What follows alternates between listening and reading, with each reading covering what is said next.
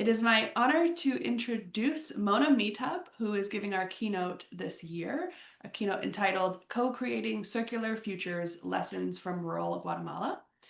Mona Mijthab, founder of Mosan, is a strategic designer and creative entrepreneur. She uses her background in industrial design to find unconventional ways of problem solving.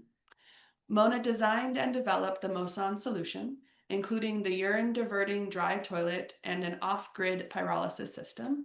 Mona has more than 10 years experience of teaching and facilitating innovation processes around the world. In all her work, she integrates design thinking with community-centered innovation and circular economy principles. Mosan is an international social enterprise offering circular dry sanitation services currently in rural communities at Lake Atitlan in Guatemala.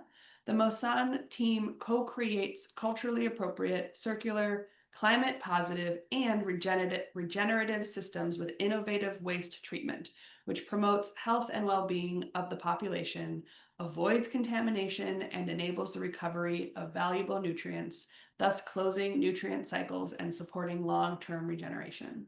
Mosan's work includes on-farm research with enriched biochar, nutrient recovery from urine, toilet and urinal designs, and farmer co-creation. Welcome, Mona. It's wonderful to have you here. And you've got the mic and I believe the power to share your screen. So I'll go ahead and mute myself and you take it away. Thank you so much. What a great introduction. Thank you so much. It's a pleasure to be here. It's a great honor.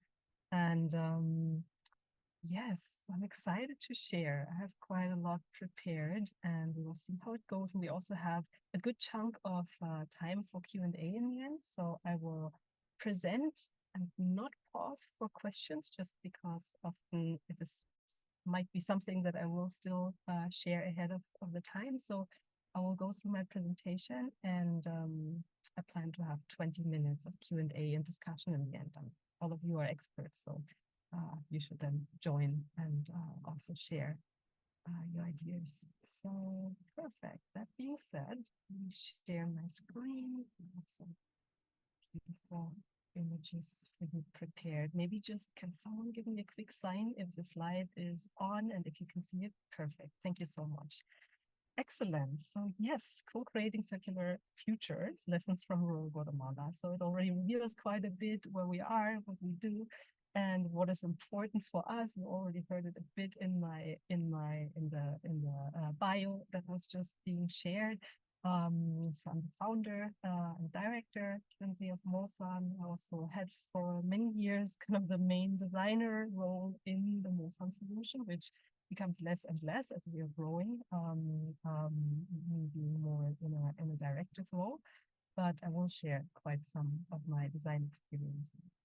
And I was actually quite like when I was asked from the Rich Earth team if I would like to give this year's keynote speech, I was first like very buffed, honored, and like, wow, this is what a great opportunity and what a great honor. And then quickly thoughts come across your head. You all might know that, the negative thoughts, those kind of thoughts of like, but why me? And there's so many organizations out there that have more advanced urine technologies, more impact, bigger operations. And I got a little nervous. So I was thinking to prepare this presentation, it got me thinking of like, what makes us, what is different that we do? What is special about our work? And what could I share today that inspires you and maybe opens some new perspectives? So I have few speaking points prepared. I will share a little bit about my story because I believe it does have influenced how we operate, how we work, and how our solution has evolved over the years. I will share the challenges specifically that we encounter in Guatemala and how we solve them, presenting you the Mosan solution, of course. I will go a bit deeper into the topic of climate impact since it's quite an important aspect for us. And throughout the presentation, with a highlight at the end, I will speak a bit about participatory design methods and how we incorporate them in our work. So a little bit of like some inputs here and there on how we make our work as participatory as possible and what has worked for us and what hasn't. And I will finish up with what are our next steps and where we are heading. So, perfect. That being said, I take you all on a journey with me to Guatemala, who doesn't know where to locate it. We're in Central America. It's a beautiful spot. You see it behind me. I have a photo of Lake Atitlan, my home since 2018.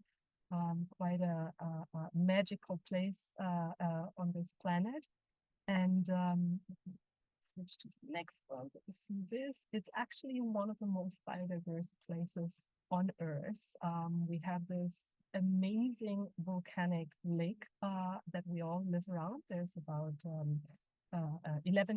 18 municipalities around the lake, some villages on the lake shore, 11, and some on the higher cuenca, on the higher areas in the mountains. Around 250,000 people live around the lake, and the lake has something very magical, and probably part of the reason what attracted me also when the first time came to visit. It's actually a very deep lake. So in the middle of the lake, it's the deepest point around 350 meters deep. And there's a sunken Mayan city on the bottom of the lake. So it makes it quite a special place. Culturally, there's around 95% of the population is indigenous, with different indigenous language being spoken around the lake. So sometimes you just drive to the next village and there is a new language being spoken. And we all mostly use Spanish as a common language, but sometimes even that causes a language barrier, especially with the older generation who mostly speaks their indigenous language. So it's quite, all of those facts being said, it's quite a culturally diverse, biodiverse, very interesting, but at the same time challenging place to work at. I came for the first time to Guatemala in 2017. I was at that year, I was actually mostly working as in the introduction, as it was mentioned. I'm also a teacher, mostly in the field of strategic design. So topics like design thinking and design as a problem-solving approach. Not that much, I don't teach so much design as form giving and how to design products or objects, really more design for problem solving. So in 2017, I wasn't really, my mind was very focused on teaching, but I was invited to an educational summit that took place in 2017 at Lake Atitlan. And that summit was actually organized by a local consulting agency called Link 4, which the founder, today my husband, getting a bit ahead, but you can guess how the story unfolds, was organizing that summit together with MIT D-Lab from Boston. And I had been a member of the IDE network, the International Development Innovation Network from MIT D-Lab. And so I was part of the group of facilitators, and they asked me if I would like to join to facilitate a team of students working on sanitation. And I'm often being asked why Guatemala and why this specific village? This is the story. This is the place where I basically came for the first time and got to know Guatemala and got to know the challenges around Lake Atitlan. And Maria, the beautiful lady here on the picture, she's actually one of the first persons I got to meet, I got to know. She is from the village Santa Catarina Palopo. She was at the time of the picture being taken 45 years old, mother of 5 children, single mom, and quite struggling to make it every day. And as the beginning of the summit and my time in Guatemala, I actually stayed at her home for a week. And that was quite an intense experience and also an on-purpose experience to really understand the local customs, to immerse myself, but also all the other summit participants to immerse in the local context and really see and feel what it means. And it has shaped a lot on how we work today. And Maria also has been part of a lot of things that happened afterwards. But before I jump ahead, let's see some more images. So this is the village, Santa Catarina Palopo, where we're working and where Maria and her family are living. So you get the idea already from the image. It's quite dense, even though it's rural, and many people believe there's like very remote houses, but it's quite the opposite in Guatemala, especially around Lake Atitlan. The rural communities are very densely populated. There's in Santa Catarina Palaco just one road going through, and everything else are little alleys and pathways where no vehicle can access. It's really just all by walking. So, and the reason being the environment around, the place is surrounded by mountains, by volcanoes. So the population growth just grows the place denser instead of wider, making it even more challenging to manage wastewater, to manage solid waste, electricity. There's a lot of informal services and quite a lot of challenges coming just from the situation being faced. And you see the numbers here at the screen. Unfortunately, still very bad situation in Guatemala when it comes to water and sanitation. About 6 million people lack access to safe sanitation. I hope there's soon a more updated number than the one from 2015 I'm showing here. But what we observe locally and also what we hear from authorities we collaborate with, that it hasn't changed that much in the last 10 years, unfortunately. Specifically in Lake Atitlan, there is an estimate from a governmental entity called AMSCLA that there is around 500 liters of contaminated wastewater entering the lake per second. So this is quite extreme. And the only reason why this lake still appears blue is that it's so deep and that the ecosystem still has quite some strength to handle the wastewater. But it has come already to the case that the lake was close to, how's that said in English, collapse, that there was an overgrowth of algae, and it had to be mechanically removed. So the lake is always in a state of being threatened, which makes it very challenging overall. Mona, Yes. I'm getting a few requests in the chat for you to raise your volume. Is there any way to go to your audio set and increase your volume?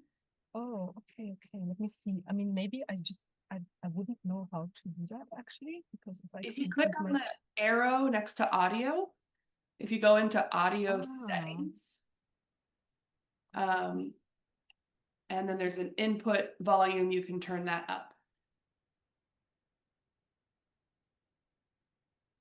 And if not, we'll give it just a second. And if that's not a doable thing, folks will just do their best to turn up their volume and we will continue. I think it is okay for some as well. Oh, just if it was easy. Better. I switched the input from my headphones to the computer. All right, let's try that. Okay, thanks so much. Sorry for interrupting. Is this any better? Can anyone hear me still? I think that's actually quieter, so I would go back to how it was before. Yeah. Or if you go in the top left, if you click Zoom Workplace and then Settings, it'll open a panel where you'll then see audio on the left. And then under microphone, you can raise the input volume. If your Zoom looks the same as mine, but I think if it's not clear, go ahead and back to how it was actually better than. Okay, output volume. I see it. It's at 100%. Okay. Great. Input volume. Input volume. Maybe that's it. Is this better? Yes. Thank you so much. Oh, perfect. I'm so sorry about this. Okay. Apologies. Thank you for letting me know. Yeah. Okay. Back to you. Thank you. Okay, perfect. Well, just to wrap up a little bit the challenges that we are facing here, and I'm sure folks calling in from other places around the world, and the story is always a little similar. I mean, I worked around the world, and it's if you go to Africa, the numbers unfortunately don't worry too much. So just finalizing the story here for Guatemala. So we often say we're facing a sanitation contamination crisis. You see it in the images, how the day-to-day reality looks like. There's a lot of informal connection of people's houses to they install flush toilets without permits, and then the piping just goes to the next canal or river or directly to the lake. Toilets that are being used, the most common solution is pit latrines, as you see in the middle picture. Often the pit latrines, you don't even recognize them because they have a beautiful flush toilet on top, but then on the bottom, it just basically flushes into a pit. So it's not really what they often call a septic tank. Is often wrongly used in our context. As I already mentioned, algae blooms are common and occur, unfortunately, often. And we're facing another situation here that has become more and more relevant for us over the years, and that is actually the illegal dumping of sewage sludge. Sewage sludge is, there's wastewater treatment plants in almost all communities around the lake. They're not well functioning, but they do produce sewage sludge. And at the moment, there is no sewage plant at all that has sludge treatment or any safe disposal mechanism in place, which means what they are doing is they dry the sludge on drying terraces, and that dried sludge is packed into bags and dumped into the solid waste dump sites or illegally somewhere else, which means all that contaminated sewage sludge with pathogens, heavy metals, pharmaceuticals, everything that is in it just gets moved from the community to somewhere else, and that's where it leaches and contaminates more of the groundwater. And the last challenge that also became more and more relevant for us in our work is the fertilizer runoff, especially as you've seen in the pictures. We have this, what we call the lake basin. So we're surrounded by mountains, and most agriculture is done as smallholder agriculture. So all the overuse of fertilizers, all the agrochemicals, all the pesticides, as it rains, it all flushes as well to the rivers and to the lake. So there is a large inflow of contaminants that keep threatening the environment and people living around it. And as we started working the last few years, more and more also in agriculture, we learned that it's not just the availability of nutrients. There's also another issue, which is deforestation. There is a deforestation rate, I think, by 1.7%, which is quite extreme. And the reasons being that people mostly still use firewood. So trees are being taken down to take firewood, to harvest firewood. Deforestation leads to eroding soils, and that again causes people to use more fertilizers. And because the soils are eroded, just more agrochemicals go to the lake. So it's a vicious cycle. So before talking much longer about all those issues, let me get to our work and how we have grown with those challenges and evolved our solution to as much as possible tackle those challenges. So I like to say, I mean, it's very overused, the triple bottom line, but I do really, for us, it does mean a lot to work always in the first place with people, which is also, I believe, one of the reasons why we're probably not such a fast innovation, because we put people first. We consider collaboration very important, and processes that are integrated, participatory, they do take time. Relationship building does take time. So you cannot go in the speed as you want to if you would like to go alone, but we consider this the most important aspect to create a solution that is sustainable and adopted, and also respects and reflects people's cultures, needs, and interests. So we see Maria again. So it was quite interesting. In the first year of working at Lake Atitlan, so basically a year after the summit, on one hand, I was absolutely astonished by the place, inspired and attracted to the beauty of the place, but also shocked that there are so many challenges and so little innovation, so little solutions. We're basically the only ones working in sanitation at all, which is shocking, because we've just been there for some years, but there's no other solutions being implemented or tested or worked on. Some NGOs and governmental institutions say that there's a lot of respect from people to innovate at Lake Atitlan because of the cultural diversity and the complexity being in place. So many NGOs or bigger governmental organizations like USAID and GIZ and all of these big players it's too challenging and too costly for them to work in this environment. That's what people say. So yes, we didn't shy away from that. We considered, well, we are a small, agile startup. We will take it step by step and see where we are moving. So we started something in the first year that was called the Local Innovator Circle. And you see, Maria she was one of my first contacts and friends in the community. She joined the Local Innovator Circle. This group of women from the community joined us in brainstormings, in reflecting and challenging our ideas. We would even prototype and test initial concepts. I was there literally with a vision, with an idea, and with 5 toilet prototypes of our, at that time, mock-up Mosan toilet that wasn't even yet in its final production. So there was a lot to it that had to be done and to be adjusted. We're working by a principle that is called design for, with, and by. And this is something that I learned from this mentioned network at MIT Lab, the EIDEN network. This is a principle, I think it is invented by their founder, Amy Smith, and she works quite closely with the organization of my husband, Link4, and they have evolved the concept, and I want to share it with you today. So how we use it is basically we see the different challenges and we decide based on the situation, based on our goals, what type of design intervention is the right one. Are we the experts in a specific case, and we design for people, and people can give, of course, they can always give feedback, and there can be interviews. That's the more classic form of design for, where the designers provide the solution.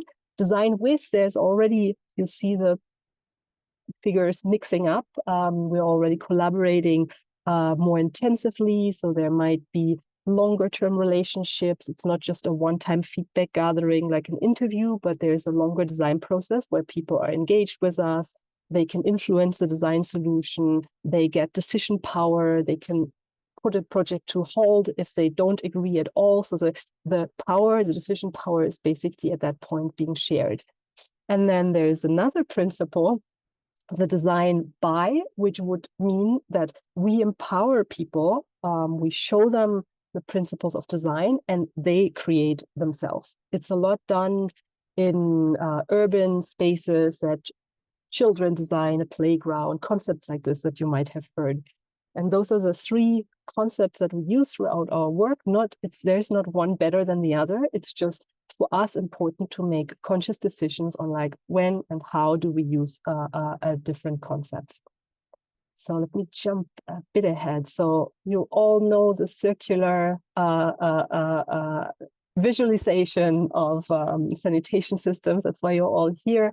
I want to today introduce an additional concept to it, and it's dear to me because I see how the word regeneration is quite overused lately, I want to say, and not so well used always. Kind of like you even see that pharmaceutical companies like Bayer call themselves one of the most regenerative companies in the world, and I'm sometimes confused. I'm like, what is going on? We're losing power over the word, because regeneration means so much more. So I thought to bring you this illustration today to show you, one, how we work and what is important to us, but also for you to see that there's much more to regeneration than often everyone pretends. In design, we see, that's an illustration that we use a lot in design. We see on the left side, conventional design is just whatever. We design a product or a service to a target group. The designers might just follow the request of a company. There's no consideration for the environment, so there might be even harm for the environment or for people. Then you have green design. You might all know the typical takeaway coffee cup that is not anymore plastic, but now it's made from cardboard. Great, but it doesn't yet really make the world a better place. There's no behavior change. It's just a change of material, but people are still using disposable cups and dump it in the next trash bin. That would be considered green design. we could also say greenwashing. And then there comes the point of sustainable design where no more harm is done. So any environmental protection initiative could be considered sustainable, but it doesn't yet give back. And this is what I want to get to, like how important it is in this year, in this time we are all living in.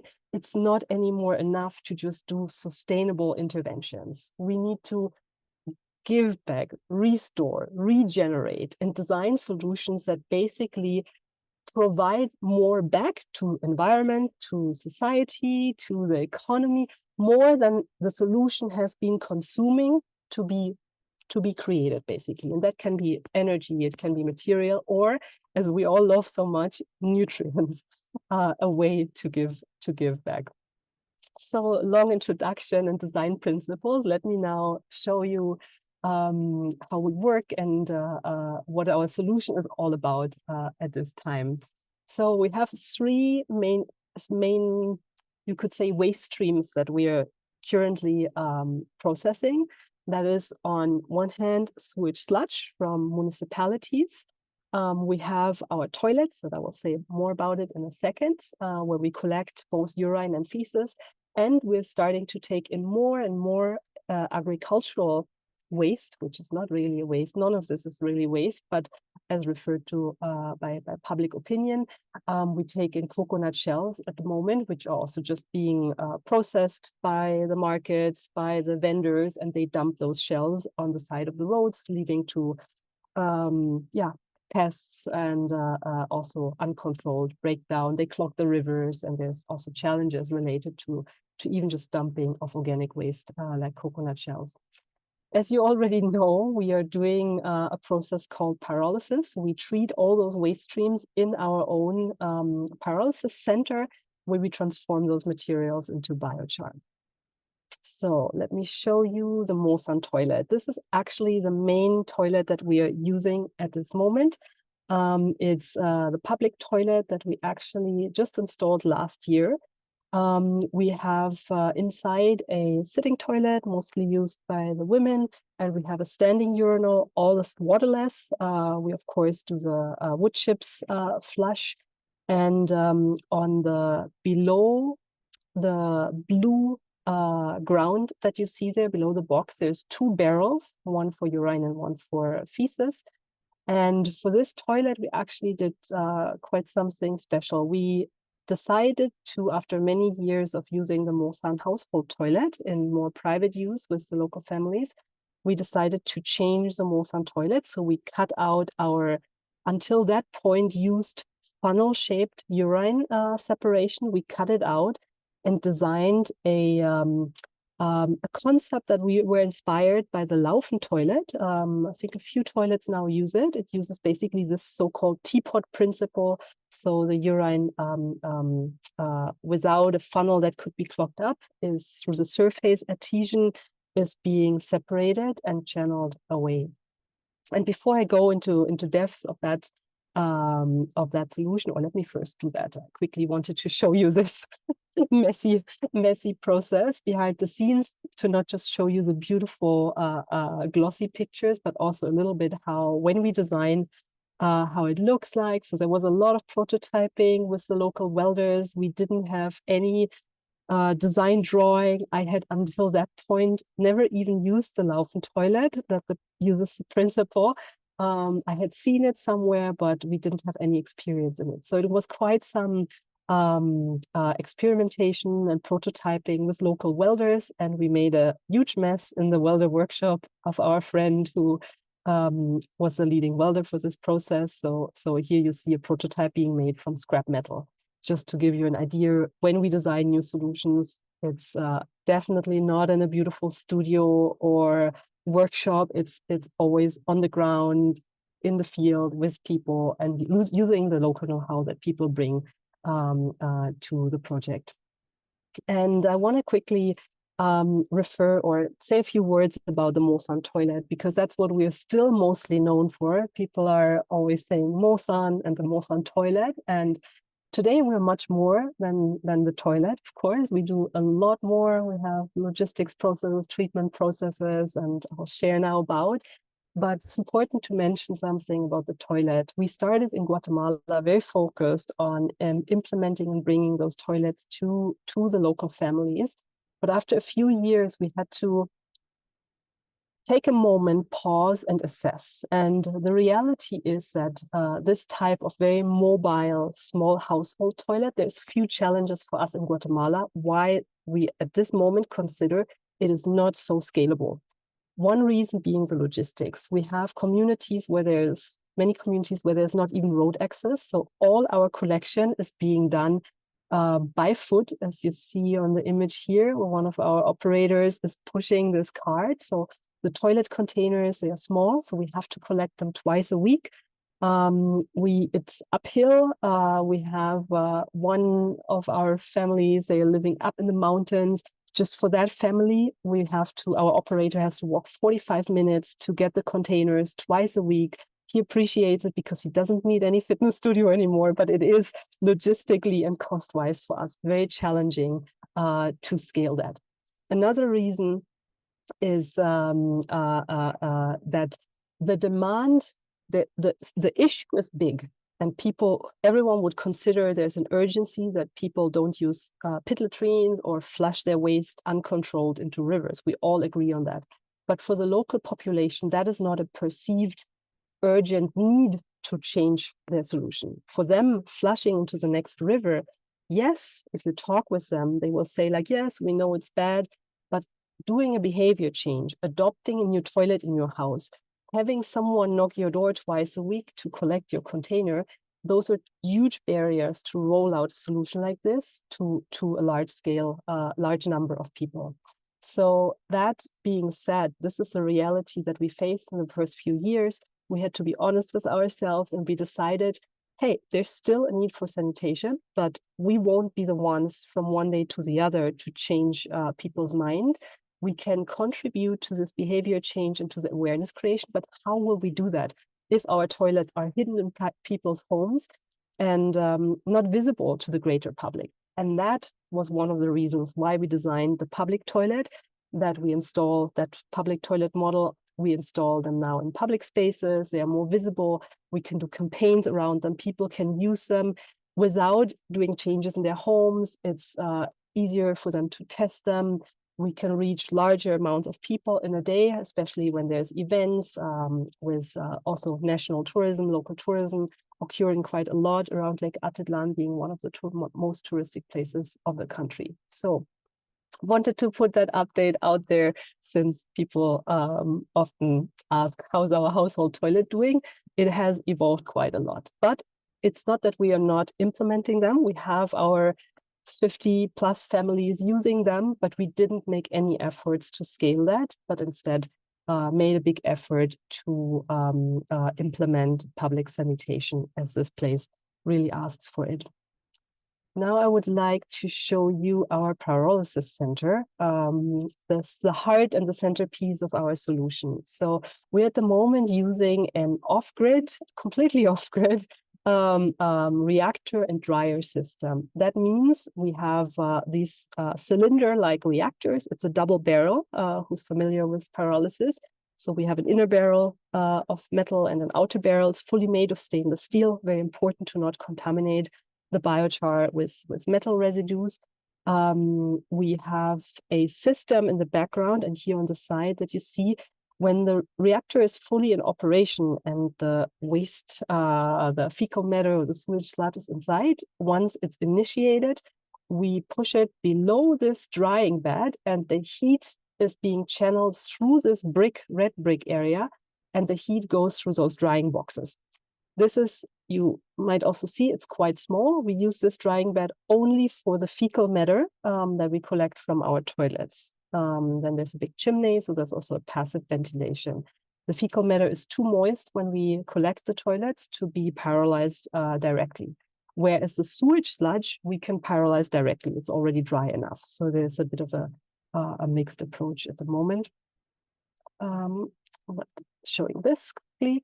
So what we are using is a high temperature pyrolysis. That means our temperature ranges from 650 to 900, which is extremely high, meaning that organic contaminants are the fastest to be removed. Also, pharmaceuticals are transformed into carbon, and we have an inactivation of heavy metals. This is, I'm sure there will be tons of questions about it. This is something we're still studying more in detail. There's some international studies about it, how pyrolysis, especially at these extremely high temperatures, makes heavy metals unavailable. We do have in the region an arsenic in the water, in the soil. It's literally everywhere. It's in people's food, in breast milk. They find it everywhere. Arsenic is just everywhere, literally. We can't remove it, but there's studies that show that gets inactivated. We want to prove that also with our specific biochar, but this is something still ongoing that we are working on. And the outcome from this is biochar, quite a magical material. So it's basically a charcoal-like substance, if you want to call it that way. So it's it occurs when any organic material is processed in a low oxygen environment. Our reactor, as you saw in the previous picture, it's closed. There's just a small outlet for the flames on top. Besides that, it gets very little oxygen, just enough to maintain the heat. In that environment, we don't burn the materials, but we carbonize them. Very important difference. And biochar has a lot of benefits. I will now show you in some of our case studies how we use it and what benefits it brings to the farmers. So one of the studies we had just finished in 2023, actually, it was a 3-year partnership with ETH from Zurich, with Ecosystems Group, Professor Dr. Johann Six, the leading professor of the group. And for 3 years, we had studied different aspects on the safety of the biochar. It was the first study where we actually had very extensive lab research and soil research and the largest field application until that point. So this man that you see in the picture, his name is Santos. He was one of the participating farmers, and he volunteered and said he wants to test the material on his field. So his cornfield became the test site for this research partnership. And what really changed the course in our strategy is the very mind-blowing results that we had in this trial. We compared our biochar, our urine-enriched biochar. It's an important detail. I will explain that. We compared our urine-enriched biochar to the conventional synthetic fertilizer. So the very expensive synthetic stuff that he had been using for 10 years. And we could achieve a 25% increase in maize harvest in just one growth season. So it was the first time he used an organic substance on his field. And for him, for all the participating farmers, for everyone involved, this was absolutely mind-blowing. And for us as well, even the professor in Zurich couldn't believe the results. And we had to even redo certain trials. We had to redo certain samples because everyone was like, this is crazy. Are we sure the results are correct? So we spent some extra time. We asked for an extension of the project. So we took 6 months longer to actually really study in depth if those results are bulletproof. And we could all confirm they're bulletproof. This is really the outcome of a biochar from human excreta enriched with stabilized urine. So in this image, you see a few of those workshops of the participating farmers. We had as part of this trial, there was a collaboration with a local NGO called Vivamos Mejor. We built a lot on their farmer network. They knew a lot of farmers. They could facilitate those participation processes, and it was quite fruitful. This outcome was basically when we sat down and said, how do we provide more of this material? How can we get from small pilots set up and small quantities of biochar? How can we now respond to the demand of providing more? And that's actually when we started taking in sewage sludge. So only since 2023, we're actually processing this material. We wanted to stay true to our mission to improve sanitation. So we didn't just want to take in immediately coconut or other organic waste. We wanted to take a material that is really challenging the environment and health at the moment. So we explored the other waste contaminants from the sanitation system, and we found the sewage sludge problem. So as we love to work very science-based, of course, we pulled in some academic partners. We teamed up with ZHAW, the Zurich University of Applied Sciences, to study the safety of biochar made from sewage sludge. So we analyzed 6 different treatment plants and studied it very extensively.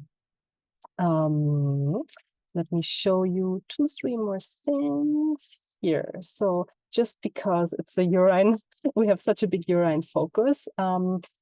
We have, since this very mind-blowing results in 2023, we have kept working on our urine enrichment process, which we started with an alkaline process where we stabilize the urine with potassium hydroxide. I believe there's 2, 3 presentations during the summit that will go much deeper into this. So I won't go deep now into the science of this, but I'm happy to answer later. And also we can connect, and I can, together with my colleague Raluca, who leads our research on this, we can answer all the technical questions that you have. But just to give you a sense, at the moment, it's a very small pilot setup that we have to do the urine dehydration. We have, until last year, experimented mostly with alkaline dehydration, and then end of 2024 started with acidic dehydration, which, if you see here on my slide, it brings really attractive nitrogen results, more than almost 25% in our biochar. So this is really also outstanding. The results on the field with maize were still with the alkaline dehydrated urine, so 2% nitrogen. And even though we got those outstanding results already. Let me show you a few more things. I still have quite some things, but let's see what we achieve with my remaining time. So this is basically today. This year has been the first year that we started commercializing our product. When we started with working with sludge in 2023, we did want to take the time to study the safety, the effectiveness. We needed to get all the permits. We needed to get all the partnerships with water treatment plants in place. And this is a product that we, for the first time this year, started selling. We never got to store much of it because as we produced it, people wanted to buy it. We didn't need to make any commercials. It's literally surrounding farms. One farmer speaks to the other. They communicate, share with each other the results and benefits. And that's how we managed the first year to sell the amount that we were able to produce. It was in this year, when the year ends, we are at approximately 10 tons for the first year of selling biochar. So it was quite an exciting year. We had to figure out all the stuff of operating at already with larger quantities, shipping, packaging, how to maintain moisture content, how to get it to the farm, enabling the farmers. We established strong partnerships with a few main clients. There's main clients right now come from coffee, which is one of the main crops in our area being grown. It's a cash crop, which also makes it for farmers easier to try a new product because the buying power is there to invest in something new. And also Chile and avocado are other crops that we currently target farmers in that. As mentioned, I want to also say a few words as we talk about biochar, about the climate impact. So biochar, who's not familiar with it, brings, especially biochar from waste, has 2 very attractive aspects how it tackles climate change. On the one hand, we can avoid CO2 emissions, greenhouse gases from the waste that would otherwise decompose in rivers and dump sites. And on the other hand, we are creating stable carbon with the biochar, and we can store it long-term in the soil. So we have basically 2 climate change strategies that are in place with this solution. And to give you a rough idea, we can, with 1 ton of biochar applied to the soil, it can between 0.5 ton to 1.5 tons of CO2 can be sequestered. So basically,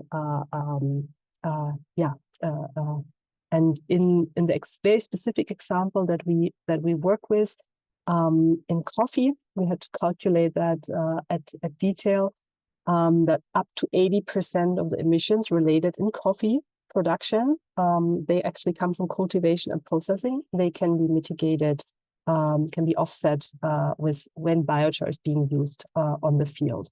So these aspects, these arguments bring us very close to coffee farmers, and we have done last year also, to mention a few of the trials we have been doing over the years. One of the main trials has been in coffee. We have, after the maize trial, we have collaborated with the Ministry of Agriculture last year to actually produce coffee plant seedlings in the greenhouse, and they have been transplanted in May this year. So the study of the greenhouse already gave us quite interesting results, specifically 30% increase in root growth, the weight measured by weight, which shows that the plants, or that's the hypothesis, that those plants fertilized with biochar will be much more resilient when planted out into the field. They will deal better with drought. They will be more stable, even with heavy rains. And we will see how the harvest is, if there's also an increase in yield.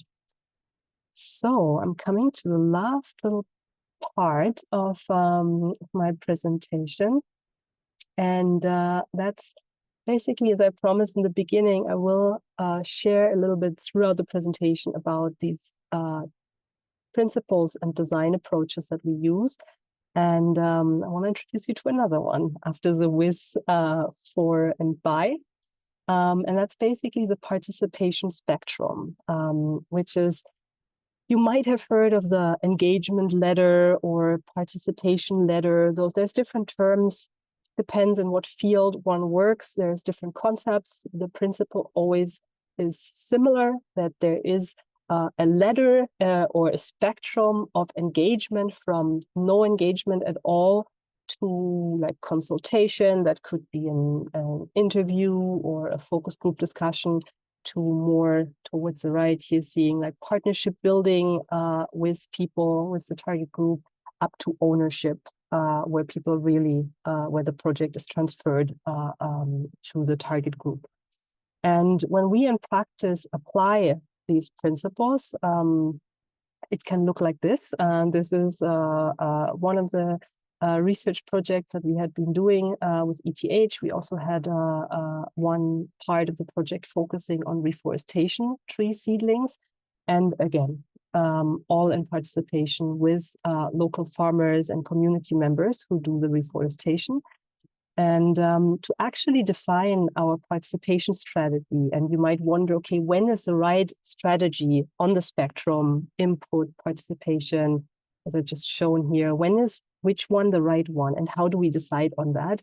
Is often a common question that I get, and I brought you today a not so beautiful, but very functional way how we actually do it. So this is basically the assessment that we use before a project to define what strategy is best for us to engage with the target group. In this case, it was smallholder farmers that were part of the project. So we define the benefits that we hope to get. We have here the different types, basically the participation ladder from consultation to partnership to leadership.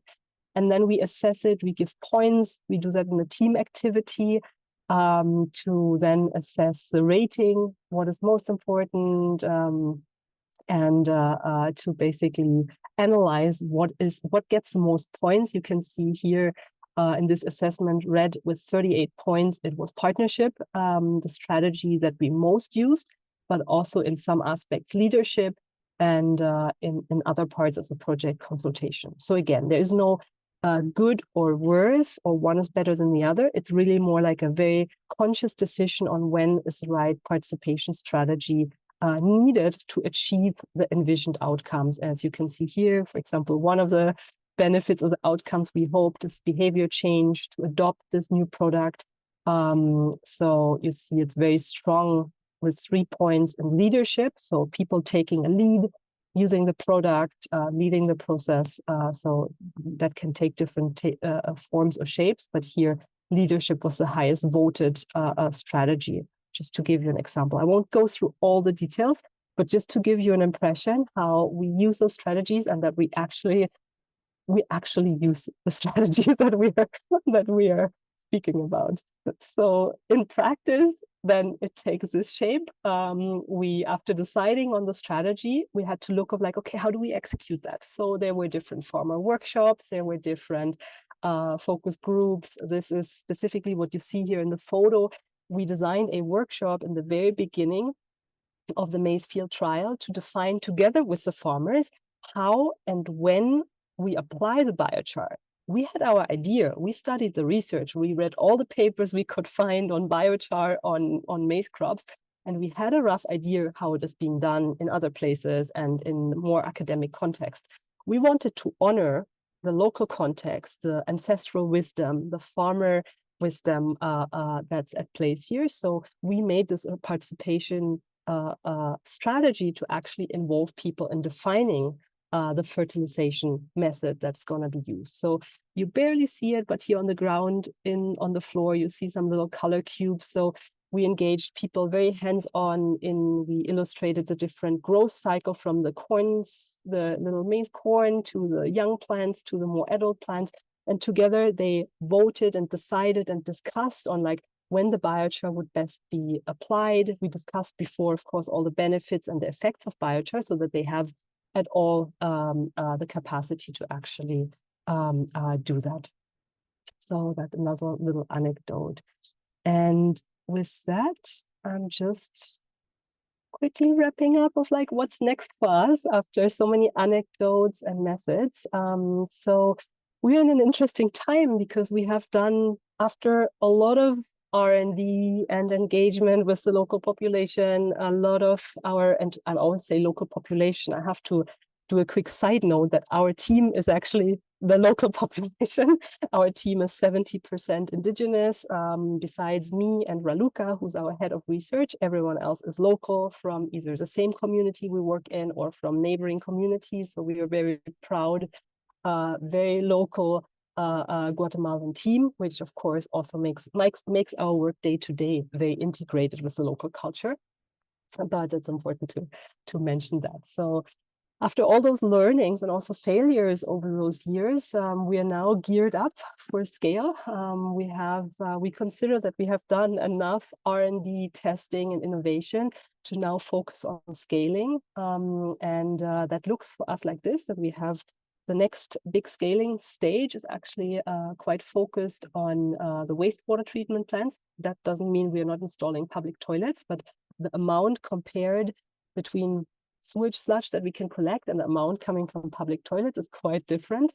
So we have here the first stage starting, actually has already started this year, but mainly next year, where we will collect up to 250 tons of dry sewage sludge per year, and then gradually scale to up to 450 tons. And that looks like this. You see here a map of Lake Atitlan, and you see the different points. There's operational wastewater treatment plants, the yellow ones, which are partially operational, and the red ones, which are not operational at all. So we're targeting, the ones that actually produce sewage sludge and where we have a reliable relationship in place and can manage logistics well. So there's a number of treatment plants involved in this first stage. And after that, or in parallel to that, we're also taking in more and more organic waste. That means coconut shells, and we have been requested by the coffee farms we work with to also have a look in coffee pulp, which is another waste stream that occurs on the coffee farms or in the coffee processing, actually, when the coffee is already centralized. It's a material we are currently gathering samples to see if we can also process that. So if we look at those numbers, you can imagine that even though we are very, very proud of our pyrolysis machine that we have designed, this will unfortunately not be the technology that we can use to scale to those amounts and increase our impact. So we are currently assessing available technologies worldwide to choose an adequate technology that will work for us here. There's different proposals of like mobile pyrolysis units that we could actually even drive to the wastewater treatment plant or to the village where all the coconut is processed. There's more smaller, decentralized units. So we have different proposals in place that we are currently assessing for our next year's scaling project. And yeah, to finish with, I just want to give you another little impact story, which we're very excited about. We have just now in September, actually, it's one of the biggest achievements for us so far, we believe. We were actually able to implement or to provide 5,000 tree seedlings of reforestation trees, including native species. We could implement in the seedling mix our biochar, and these trees will be used for a 5-hectare reforestation next year in May. We're super excited about this because we can finally feel from many years of R&D and incubation, we're getting towards scale. We can sense it, that we're moving out from our personal incubation really to see that there's fruits of our work, and the numbers getting bigger. And we're very excited about that. So yeah, I won't read it all, but just to give you a sense, even 1,000 tons of CO2 can be offset from the tree planting, which is an additional impact for our climate change strategy beyond the avoidance from waste and the storage of the biochar in the soil. Additionally, the trees will contribute their part as well. And to finish, I do want to show you my team because, of course, there's amazing people behind all of our work. Raluca's name I mentioned a few times. She was also here last year in the summit to share about our urine research.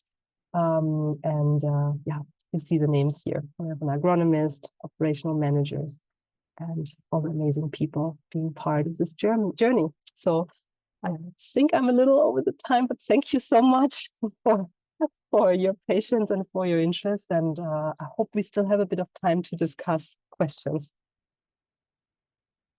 Thank you so much, Mona. That was wonderful to see where you've come and what's next. Was really, really, really powerful. And to get that insight into your operations. I hope you saw all the celebrations now, and then also around the very positive research results. That was quite a moment. We're going to eat a little bit into our into the break after the next presentation. So we're going to take about 5 minutes. There's some wonderful questions in the chat. We'll ask a couple now, and then once we shift into the next presentation, if you could hang on and maybe write responses in the chat for those folks. They're really great questions. But we'll start back with Marine Legrand from Okapi. Can you tell us more about the economic cost for the families, the prices of the service for them? Can you talk about that? Yes. So we started with the family service is, if you calculate in US dollars, probably like $450 a month, which it won't mean so much. We have to consider like the income. So for local people, that's about like 3 2-liter bottles of Coca-Cola, which they might buy in 2 days. So to give you a comparison, that's like 3 big 2-liter bottles of Coca-Cola is what our service costs for a local family. So we often use that comparison when people come and give feedback of like, oh, it's so much. Why is it not one quetzal, which is the local currency? And then we explain that we do need everyone's commitment. And if they compare it, it's actually not so much. So it is as I said, we didn't put a lot of effort into scaling it due to the logistics reasons and bottlenecks that we encountered. But for many people that still use the service, they are very grateful, and they are always afraid of like, please keep the service, and we ensure them we will keep running the service, even though now we have the public toilets in place. But there's also local families who are just like, they don't care. It's too far from them, the environmental issues. They don't mind their pit latrines. They don't often even as much awareness creation as we do. Sometimes also the correlation between the health issues of their children. It often is very hard for people to see that there's a connection. So of course, when people don't see the benefit, then there's no willingness to pay those 35 quetzales. So it's a mix. That makes sense. Thank you. And speaking of the public toilets, Grove asked, can the public toilet be a central pickup point for families to bring their own waste to, maybe just the poop? Yeah, I mean, it's an interesting idea, actually. We did have in the first year a so-called collection point for before we had the public toilet, we had a collection point that in the pandemic we had to close it because we were not allowed to operate it. At that time, we didn't have a permit. We just set it up and people could bring their buckets. That did help a lot that people bring their buckets to us, but there were also certain limitations because especially elder people who are the ones most appreciating our solution, they didn't have the capacity to bring the buckets because when both buckets are full, it's actually quite heavy. And as mentioned before, the community, it goes up and down, it's quite hilly. So a lot of people missed out because they couldn't bring their buckets. So we little by little started to actually visit those users. And then the pandemic came, and then all of a sudden we did house visits to collect the buckets from everyone. So the centralized collection, I think it can work, not for everyone. I do believe it's the best solution, but there needs to be a mixed approach where certain users who cannot bring it still can participate as well. So yes and yes and yes to the question, to the idea. Could be something to test out in the future, yes. Great, thank you. And Hilda's asking any concerns about contaminants in the sludge, PFAS, heavy metals, things like that? Yes, there's everything. And in the sludge, that's why we're spending so much time, and we have so many university partnerships beyond the university partnership with the University of Applied Sciences Zurich. We also have a partnership with UC Davis, California, yeah, lots of advisors and consultants, and also UVG Guatemala is another partner with the chemical engineering department, actually a new partnership since this year. So yes, there's a lot of contaminants in the sludge that we process. So one safety measure is that we're heating the material really to the highest temperature pyrolysis that one can do. Beyond 900 degrees, it's not a pyrolysis anymore. So we're really pushing it to the limit to transform as much as we can into carbon. So pharmaceuticals, the forever plastics, and so on get transformed. So we did a study, we tested actually on microplastics. Nothing can be found in the biochar. And the amounts are so small that also the quality of the biochar is not harmed. We wouldn't process pure plastics, that's not our interest, but if it's in microplastics or occurs in the biochar, it's not a problem for our quality. What is still a challenge, and I mentioned it in the beginning, is the heavy metals. Because theory says they are deactivated and not bioavailable, but in the end, certain standards for biochar, the European biochar standard, the World Biochar Standard, and so on, they don't consider is it bioavailable or not bioavailable. They just look, is it there or is it not there? So we rather don't have it there. So we are still studying that. There's certain approaches that we do right now to avoid any risk. So on one hand, we're adding a lot of coconut in our process to reduce the sludge percentage in our final product. So our ideal is actually 50% coconut shells and 50% sewage sludge. That provides a very good quality of biochar, and it also mitigates the heavy metal contaminants that occur in sludge. And another step that we do after the biochar is produced, we are actually enriching it with warm compost. So I mentioned the urine enrichment process, which is still in an R&D stage, so not very scalable for us at the moment. So the main enrichment process we do right now is we buy locally made warm compost it's actually made from coffee farms as well. They take the pulp and other waste materials and process it with worms.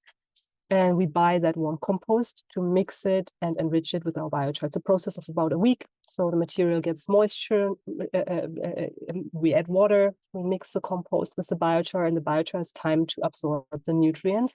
And there again, we have a reduction in the, let's say, biochar made from sludge content. So you see right now we're mitigating it in that way, but we still would like to have the best biochar quality possible. We do comply with all the standards in Guatemala, but we consider them quite relaxed. So we would rather comply with the European biochar standard as one reference for us. That's our goal, and that's what we keep working on. But for now, we did all those steps of adding coconut and enriching with warm compost to have a product that we can already start selling this year. This was important for us after so many years of R&D to actually get out there in the world and have people using our product.